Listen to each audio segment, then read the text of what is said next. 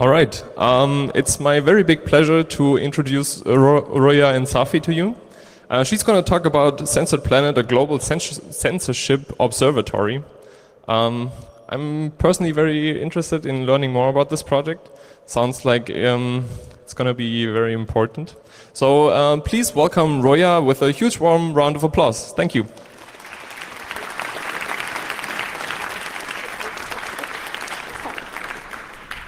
It's wonderful to finally make it to CCC. I had joined talk with multiple of my friends over the past years, and the visa stuff never worked out. This year, I applied for a conference in August, and the visa worked for coming to CCC. My name is Roya Safi, and I'm a professor at the University of Michigan. My research focuses on security and privacy, with the goal of protecting users from adversarial network. So basically, I investigate network interference.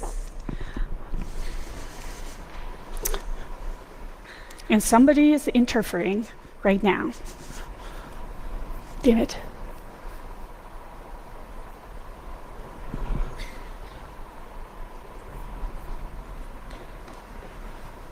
What the heck?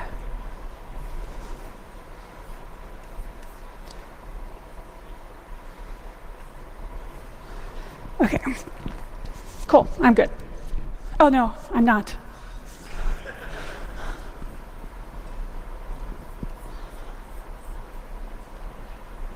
Okay, in my lab, we develop techniques and systems to be able to detect network interference, often at the scale, and apply these frameworks and tools to be able to understand the behaviors of these actors that do the interference, and use this understanding to be able to come up with a defense.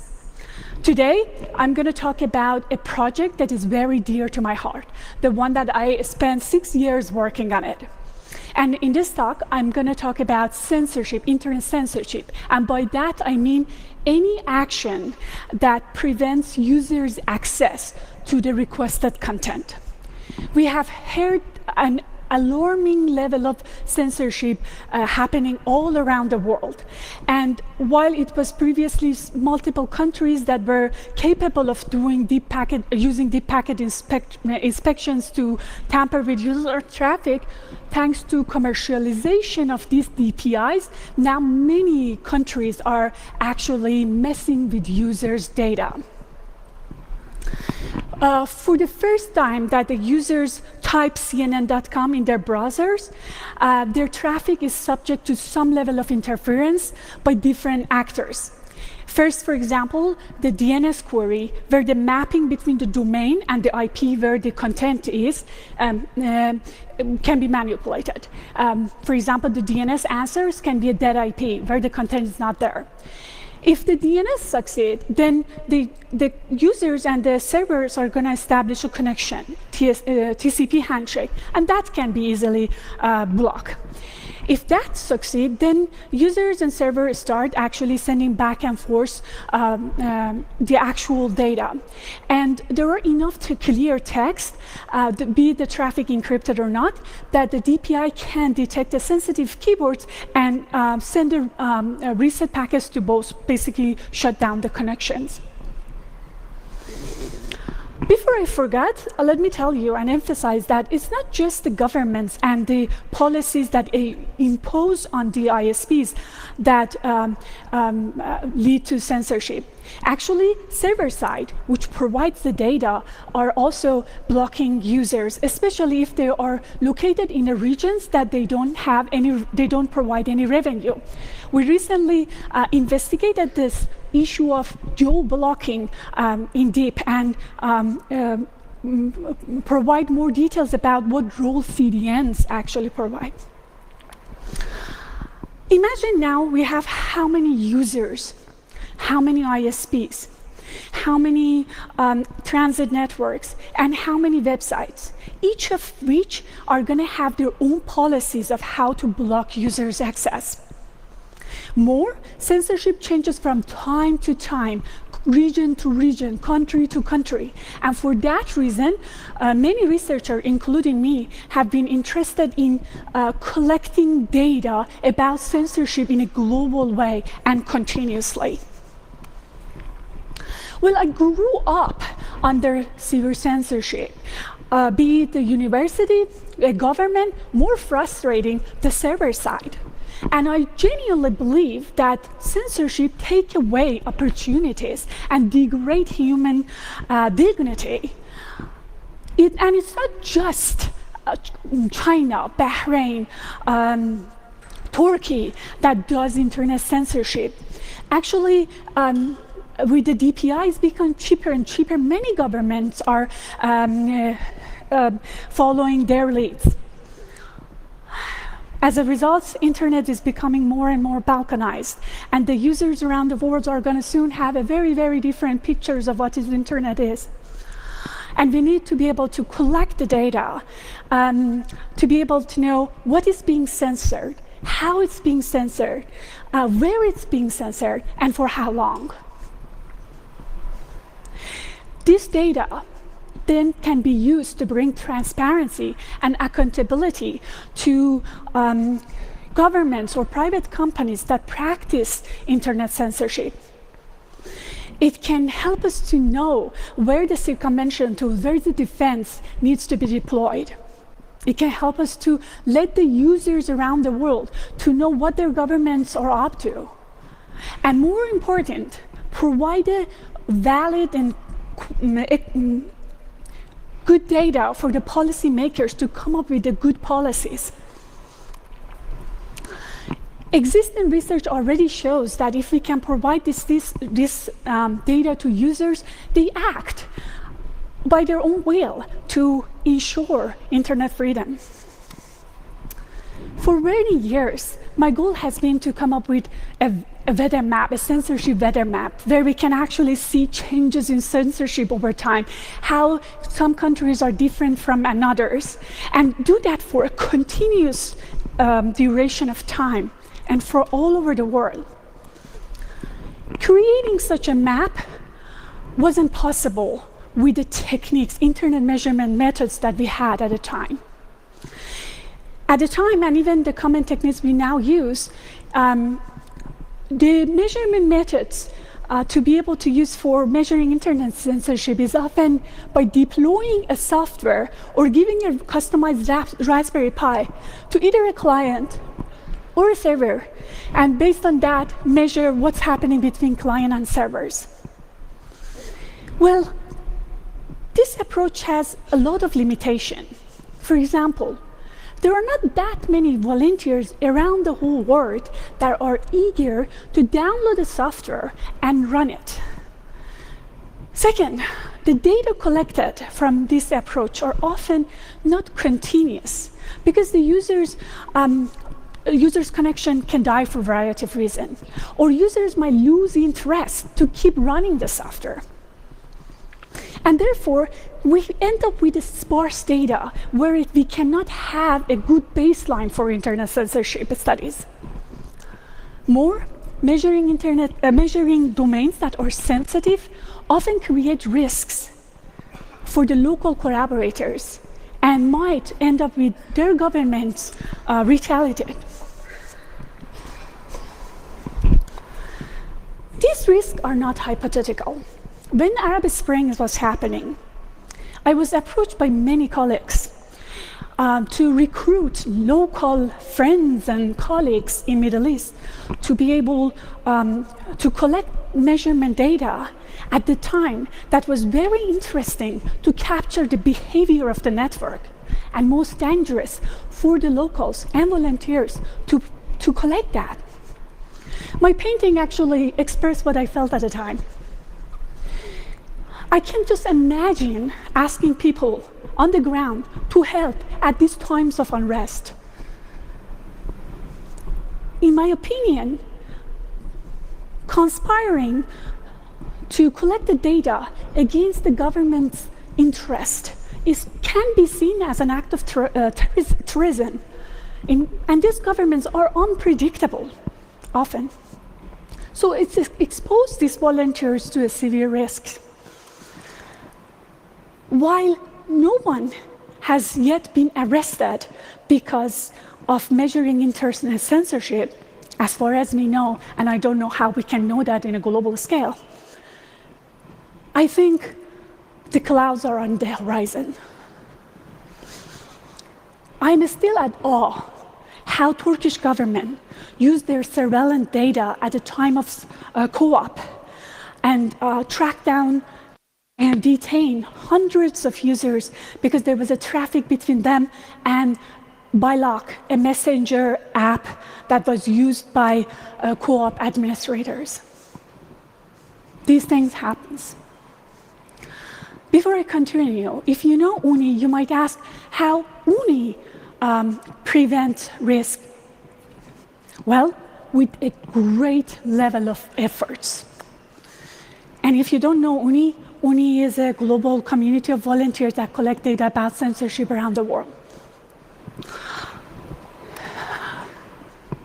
Well, first and foremost, they provide their volunteers with a very honest consent, telling them that, hey, if you run this software, anybody who is monitoring your traffic know what you're up to. They also go out of their way to give freedom to these volunteers to choose what website they want to run, what data they want to push. They establish a great relationship with the local activist organization in the countries. Well, now that I proved to you guys that I am a supporter of OONI and I'm actually a friend with most of them, I want to emphasize that I still believe a consistent and continuous and global data about censorship requires a new approach that doesn't need volunteers' help. I become obsessed with solving this problem. What if we could measure whether a client in anywhere around the world can talk to a server without being close to a client? Somewhere from here, from University of Michigan, and see whether the two hosts can talk to each other globally and remotely, off the path. When I talked to the people about this, honestly, everybody was like, you don't know what you're talking about. It's really, really challenging. Well, they were right. The challenge is there, and I'm going to walk you through it. We have at least 140 IP addresses that respond to a SYN packet. It means they speak to the world. And they follow blindly TCP/IP protocol. So the question becomes, how can I leverage the subtle properties of TCP/IP to be able to detect the two hosts can talk to each other? Well, a spooky scan is a technique that Jed Kriandel from University of New Mexico and I developed that uses TCP/IP side channels to be able to detect whether the two remote hosts can establish a TCP handshake or not, and if not, in which direction the packets are being dropped, off the path and remotely. And I'm going to start telling you how this works. First, I have to cover some background. So any connection that is based on TCP, one of the basic communication protocol we have is it needs to establish a TCP handshake. So basically, you send a SYN, and in the packet you send, in the IP header, you have a field called identification, IP ID. And this field is used for fragmentation reason. And I'm going to use this field a lot in the rest of the talk. After the user received a SYN, it's going to send a SYN-ACK back, have another IP ID in it. And then if I want to establish a connection, I send ACK, otherwise I send a reset. Part of the protocol says that if you send a SYN-ACK packet to a machine with a port open or closed, it's going to send you a reset telling you, what the heck, you're sending me SYN-ACK? I didn't send you SYN. And another party said, if you send a SYN packet to a machine with the port open, eager to establish connection, it will send you a SYNAC. If you don't do anything, because TCP/IP is reliable, it's going to send you multiple SYNAC. It depends on operating system, 3, 5, you name it. A spooky scan requires some basic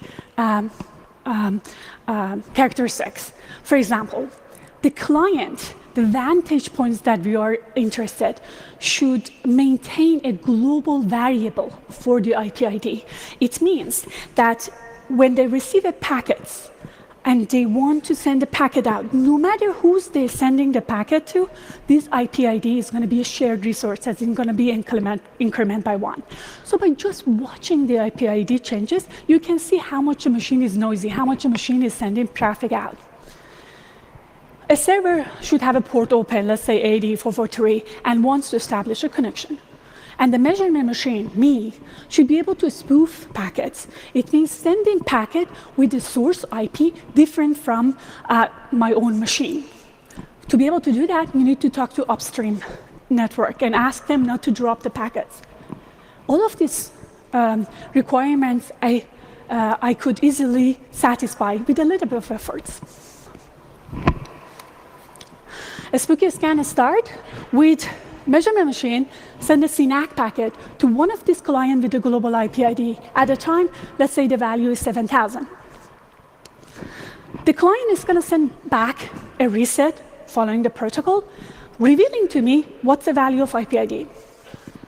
In the next step, I'm going to send a spoof SYN packet to a server using a client IP. As a result, the SYNAC is going to send to the client. Again, client is going to send a reset back. The IP ID is going to be increment by 1. Next time I query IP ID, I'm going to see a jump 2. In a noiseless model, I know that this machine talked to the server. If I query it again, I won't see any jump. So delta 2, delta 1. Now imagine there is a firewall that blocks the SYNACs going from the server to the client. Well, it doesn't matter how much of the traffic I send. It's not going to get there. It's not going to get there. So the delta I see is 1, 1. In the third case, when the packets are going to be dropped from the client to the server, well, my SYNAC gets there. The SYNAC gets to the client. The client is going to set the reset back, but it's not going to get to the server. And so server thinks that the packet got dropped. So it's going to send multiple SYNAC, and as a result, the reset is going to be plus more. And so what jump I would see is, let's say, 2, 2. Let me put them all together. So you have 3 cases, blocking in this direction, no blocking, and blocking in the other. And you see different jumps or different deltas. So it's detectable, yes, in a noiseless model. I know the clients talk to so many others, and the IP ID is going to be changed because of a variety of reasons. I call all of those noise, and this is how we are going to deal with it. Well, intuitive slicking, we can amplify the signal. We can actually, instead of sending one spoof SYN packet, we can send N. And for a variety of reasons, packets can get dropped.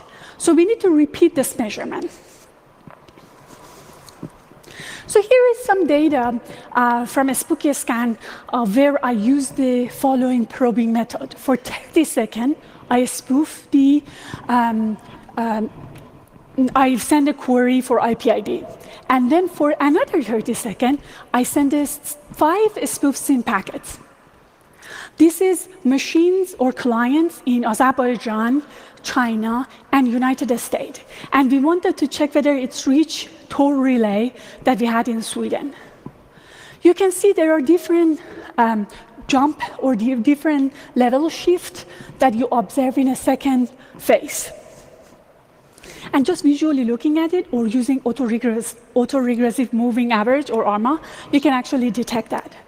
But there is an insight here, which is that not all the clients have the same level of noise. And for some of them, especially these guys, you could easily detect after 5 levels of sending IP ID query and then 5 seconds of spoofing.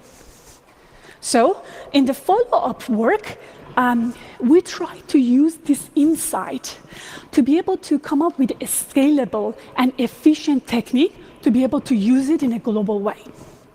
And that technique is called Augur. Well, Augur adopts this probing method.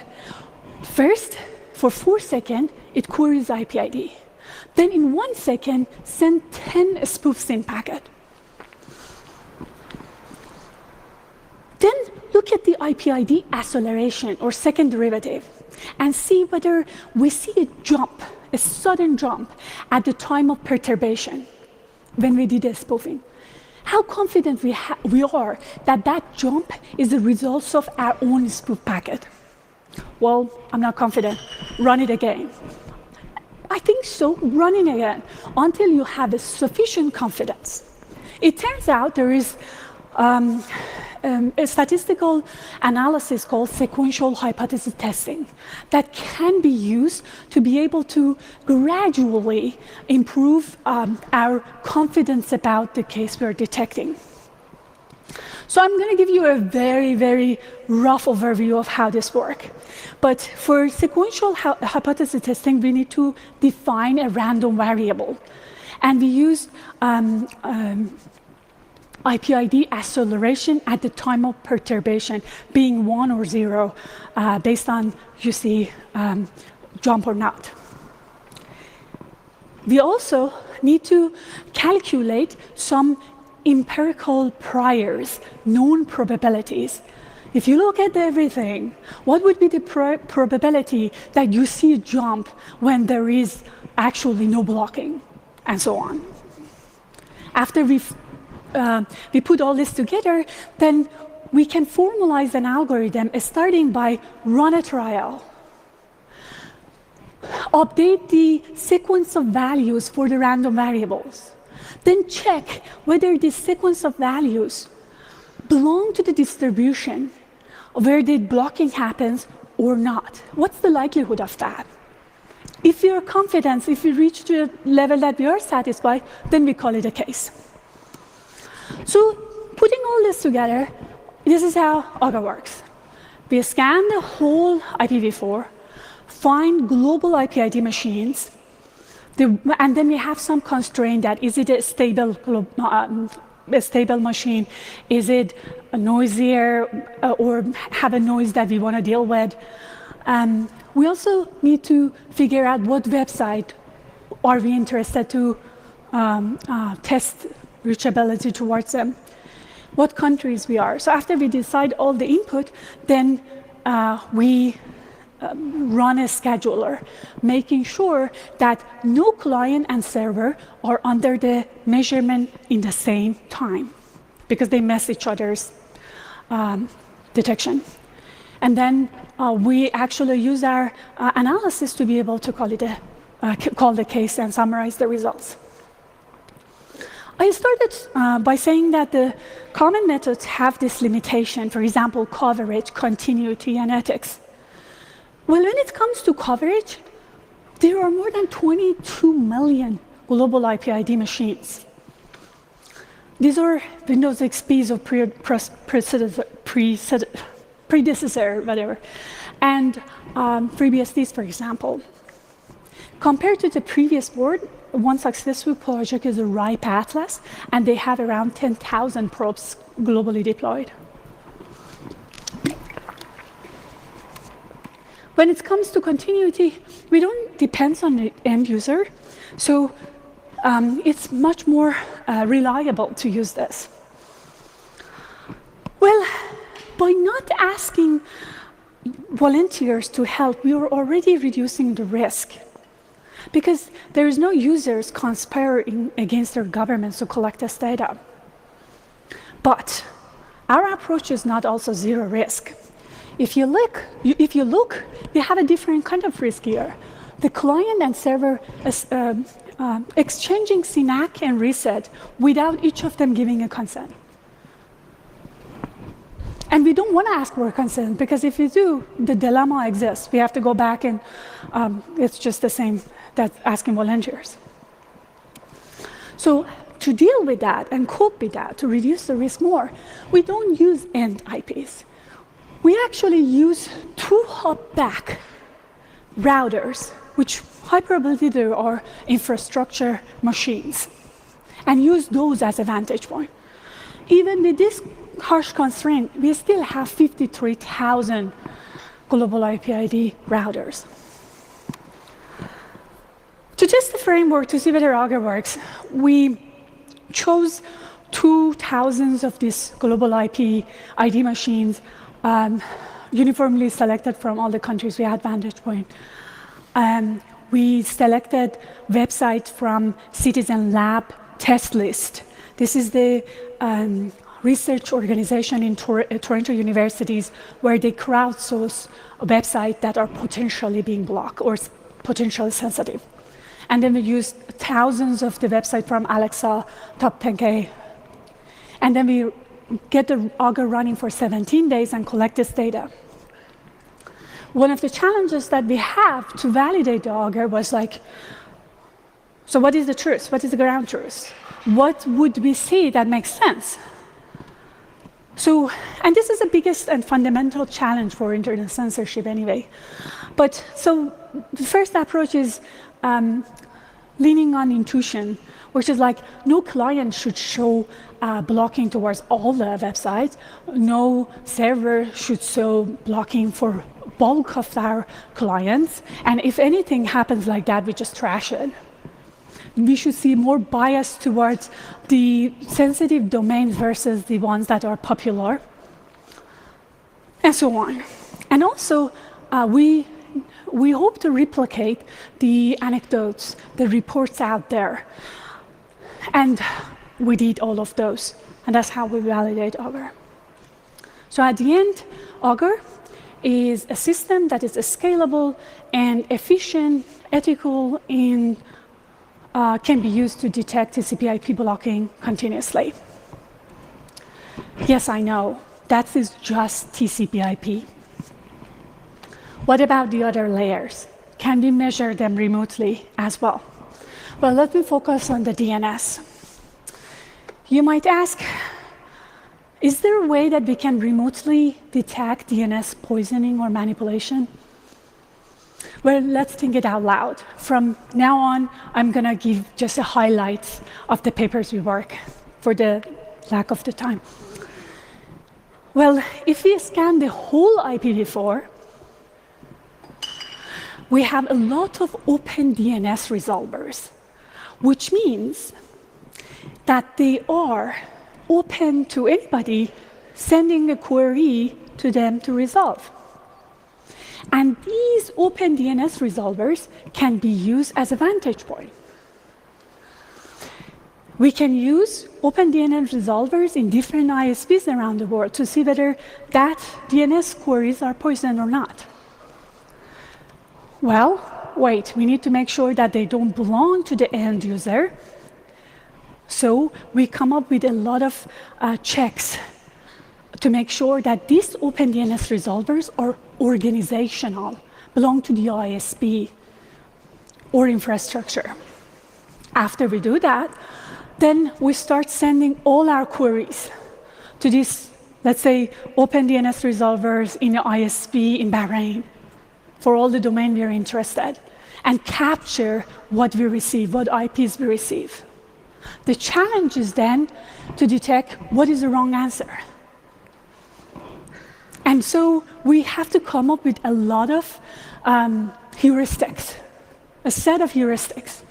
For example, the response that we received, is that equal to a reply we got from our control measurements, where we know the IP is not blocked or poisoned or something, the content is there?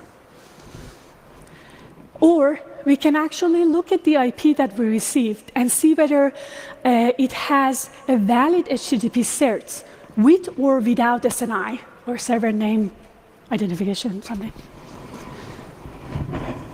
And so on and so forth. So we come up with lots of heuristics to detect the wrong answers.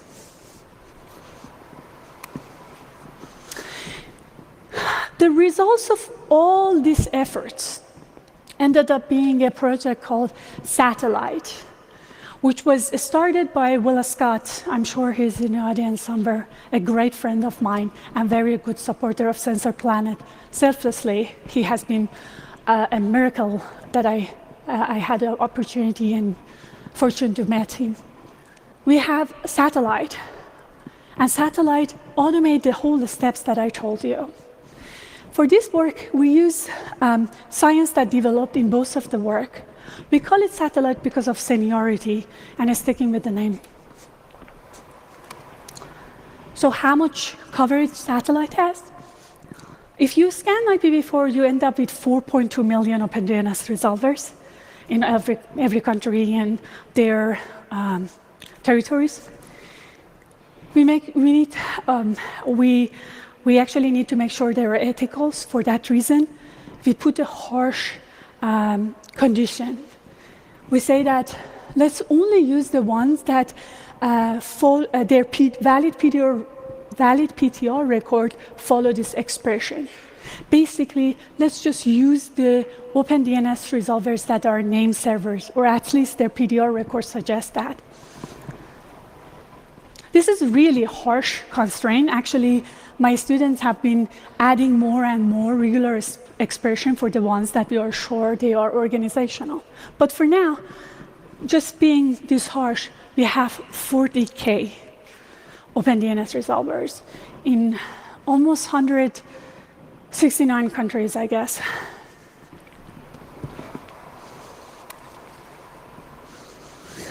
So censorship happened in other layers as well. How do we want to deal with that remote channel, with the remote side channel?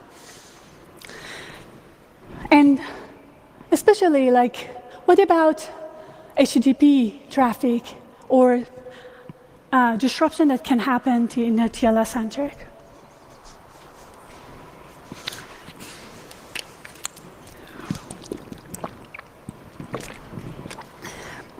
I hate water. Oh no. Okay. So it's well documented that many DPIs, especially in Great Firewall China, monitor the traffic, and when they see a keyword, a sensitive keyword like Falun Gong, they act and they drop traffic or send a reset. And as I mentioned earlier, there were enough clear text everywhere. Even in TLS handshake, SNI is in clear text. And for a long time, I was trying to come up with a way of detecting application layer using this fancy side channel. How can I detect that when the client and server need to first establish a TCP handshake? How the side channel can jump in and then detect the rest? We were lucky enough that the end of pointed to a protocol called Echo. It's a protocol designed in 1983, and it's for testing reasons. It's a debugging tool, basically. It's a predecessor to ping. And basically, after you establish a TCP handshake to port 7, whatever you send the echo servers on port 7, it's going to echo it back. Now think about it, how we can use echo servers to be able to detect application layer blocking. Well, when it's not, let's say I have an echo server in the US and measure my machine in the University of Michigan, I establish a TCP handshake, and I send the GET request to using a censored keyboard, for example. It's going to get back to me the same thing I sent. But now, let's put the DPI that is going to be triggered by it. Well, for sure, either I'm going to receive a reset first or something else. So we can actually come up with an algorithm to be able to use echo servers to detect disruptions on application layer. Basically, keyboard blocking, URL blocking. Results of this is a tool called Quack. And Quack actually uses echo servers to be able to detect in a scalable way and safe way, whether the keywords are being blocked around the world. So what we do is first scan the whole IPv4. We find 47K echo servers running around the world. Then we need to be able to check whether they or not belong to the end users. And that was a very challenging part, because there is not a clear signal, as there are 90% of them are infrastructure, but there is still some portion of them that we don't know. So what we do is we look at the freedom of house reports and the countries that are partially open or not open, not free or partially free, what they call. This is around 50 countries. And for those, we randomly select some that we want, and we use OS detection of Nmap. And if you give us back, it's a server, it's a switch, and so on, we use those. So with the help of so many collaborators, after almost 6 years, we end up with three systems that can capture TCP IP blocking, DNS, and application layer blocking using infrastructure and organizational machines. So while it was a dream or a vision that we can come up with a better map to collect this data in a continuous way, thanks to help of a lot of people, especially my students, Will, and other collaborators, we now have Censored Planet. Censored Planet collects semi-weekly snapshots of internet censorship using our vantage point in all the layers, and provide this data in a raw format now in our website. We also provide some visualization way for people to be able to see how many vantage points we have in each country, and so on. Of course, this is the beginning of Censored Planet. We launched this at August, and we have been collecting data for almost 4 months, and we have a long way to go. We have users right now, 3 organizations, using our data and helping us debug by finding things that doesn't make sense, pointing to us. And any of you that ended up using this data, please share your feedback with us, and we are very responsive to be able to change it. Not as much as OONI. They have a collective of very well-dedicated people participating. So now that we have this Censored Planet, let me give you how it can help when there is a political situation going on. You all must remember around October, where Jamal Khashoggi, Washington Post reporter, disappeared, killed at the Saudi Arabia embassy in Turkey. At the time of this happening, there was a lot of media attention. And this news, especially 2 weeks in, become very internationally spread.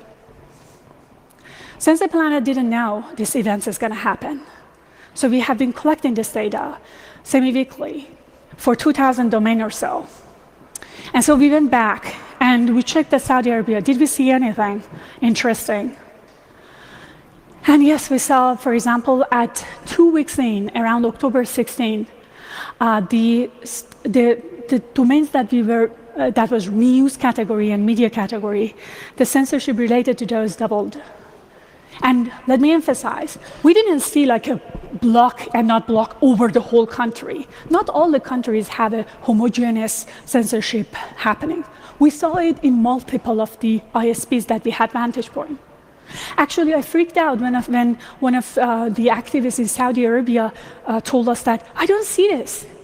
And we said, what ISP you were in? And this wasn't the ISPs that we had vantage point in.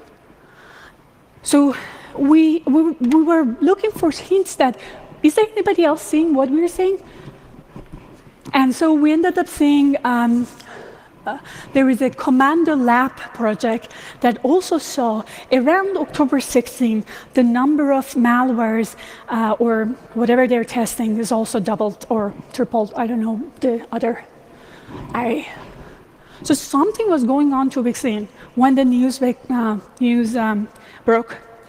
Let me emphasize, this news media that I'm talking about are the global news media that we check, like LA Times, Fox News, and so on. But we also checked Arab News, which is, as the activist told us, is a Saudi Arabia's propaganda newspaper. That, in one of the ICs, was being poisoned.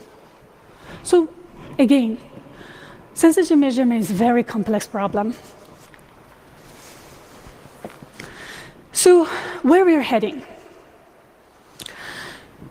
Well, having said that about side channels and the techniques that help us remotely to collect this data, I have to also say that the data we collect doesn't replicate the picture of the internet censorship. I mean, having a root access on a volunteer's machine to do a detailed test is powerful. So in the next step, in the next year, one of our goals is to join force with OONI to integrate the data and from remote and basically local measurements to provide the best of the both worlds. Also, we have been thinking a lot about what would be a good visualization tools that doesn't end up to misrepresent internet censorship. I literally hate that one. Hate it. The number of vantage points in countries are not equal. We don't know whether all the vantage points that the data is resulted from it is from one ISP or all over the ISP. And then we test domains that are like benign and like, I don't know, it defined based on some Western values of the freedom of expression. I believe in all of them, but still, culture, economy might play something to it. And then we put colors on the map, rank the countries, call some countries awful, and not giving a full attention to the others. So something needs to be changed. And it's in our horizon to think about it more deeper. We want to be able to have more statistic tools, to be able to spot when the patterns are changed. We want to be able to compare the countries. When, for example, Telegram was being blocked at Russia, if you remember, millions of IPs being blocked. If you don't know, go to my friend's Lena talk about Russia. You're going to learn a lot there. But anyway, so when the Russia was blocking Telegram, I said to everyone, I bet in the following, some other governments are going to jump to block Telegram as well. And that's actually what we heard, rumors like that. So we need to be able to do that automatically. And overall, I want to be able to develop an empirical science of internet censorship based on a rich data with the help of all of you. Censored Planet is now being maintained by a group of dedicated students, a great friends that I have, and needs engineers, political scientists to jump on our data and help us to bring meaning to what we are collecting. So if you are a good engineer or a political scientist or a dedicated person who wants to change the world, reach out to me.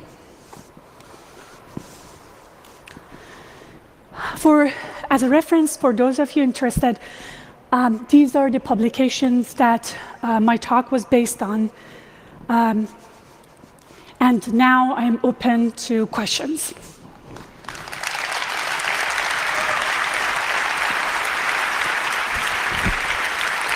All right, perfect.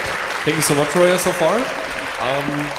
We have some time for questions, so if you have a question in the room, please go to one of the room microphones, 1, 2, 3, 4, and 5 in the very back.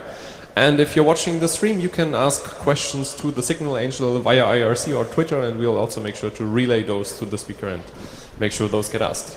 So let's just go ahead and start with Mike 2, please. Hey, great talk. Do you worry that by publishing your methods as well as your data that you're going to get a response from governments that are censoring things such that it makes it more difficult for you to monitor what's being censored? Or has that already happened? It hasn't happened. We had control measures to be able to detect that.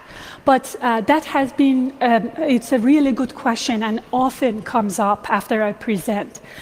I can tell you based on my experience, it's really hard to synchronize all the ISPs and all the countries to act to the CNAC and reset that I'm sending. Like, for example, for Augur, this is unsolicited packets, and for the governments to block that, there are going to be a lot of collateral damage. You might say that, well, Roya, they're going to block the IP of University of Michigan, the spoofing machine. We have measure for that. I have multiple places that I am actually have a backup if that case happen. But overall, this is a global scale measurement, and even in one city or like multiple ISPs you know of, it's really hard to synchronize being like blocking something and maintaining it. So it is something in our mind thinking about, but as of now, it's not a worry. All right, then let's go over to Mike 1. Thank you. I wondered, it's kind of similar to this question. What if you are measuring from a country that is blocking? Do you also distribute the measurements over several countries? Absolutely. Every snapshot that we collect is from all the vantage points we have in like certain countries, and portion of vantage point in like China or like US, because they have millions of vantage points, so we don't like thousands of vantage points. So basically, at each snapshot, which take us 3 days, we collect the data from all of the vantage point. And so let's say that somebody is reacting to us.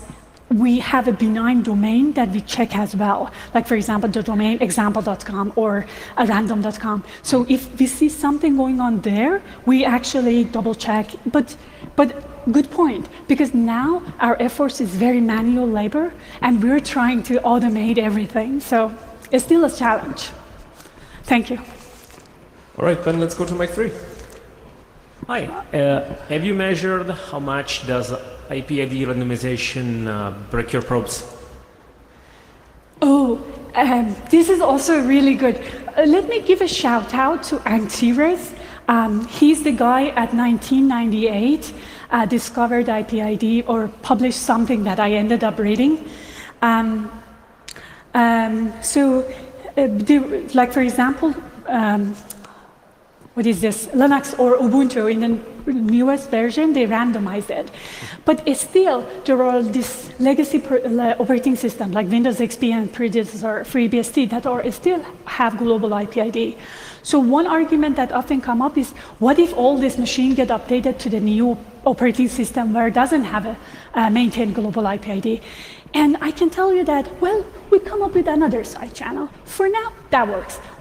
But my gut feeling says if it didn't change from 1998 till now, with all the things that everybody says that global IP/ID variable is a horrible idea, it's not going to change in the coming 5 years, so we're good. Thank you. Okay, then let's just move on to Mike 4. Thank you very much for the great talk. When you were introducing Augur, I was wondering, does the detection of the blockage between the client server necessarily indicate censorship? So, because you were talking about validating Augur, I was wondering if it turns out that there's like a false alarm, what do you think could be the potential cause? You're absolutely right. And I try to emphasize on that what we end up collecting can be seen as a disruption. Something didn't work. The CNAC or reset got disrupted. Is a censorship, or it can be a random packet drop? And the way to be able to establish that confidence is to check whether aggregate the results. Do we see this blocking between multiple of the routers within that country or within that AS? Because if one of these is for accident that just didn't make sense or didn't get dropped, What about the others? So the whole idea, and this is another point that I'm so concerned about. Most of these reports and anecdotes that we read is based on one VPN or one vantage point in the country. And then there are a lot of conclusion out of that. And you often can ask that, well, this vantage point might be subject to so many different things than a government censorship. Also, I emphasize that the censorship that I use in this talk is any action that stops users' access to get to the requested content. I'm trying to get away from a semantic where the intention applied. But great question. All right, then let's go back to Mike Wainwright. Hi, Roya. You mentioned that you have a team of students working on all of these frameworks. I was wondering if your frameworks were open source or available online for collaboration, and if so, where those resources would be? So the data is open. The code hasn't been. For one reason is I'm so low confident in sharing code. Like I'm friend with Philip Winter, David Feifeld. These people are pro open source and they constantly blame me for not, but it really requires a confidence to share code. So we are working on that. At least for Quack, I think the code is very easily can be shared. For Augur, we spend a heck amount of time to make it production ready code. And for satellite, I think that is also ready. I can share them personally with you, but before sharing to the world, I want to actually give another person to audit and make sure we're not using a curse word or something. I don't know. It's just completely my mind being a little bit conservative. But happy if you send me an email, I send you the code. Thank you. All right, then move to Mike 2.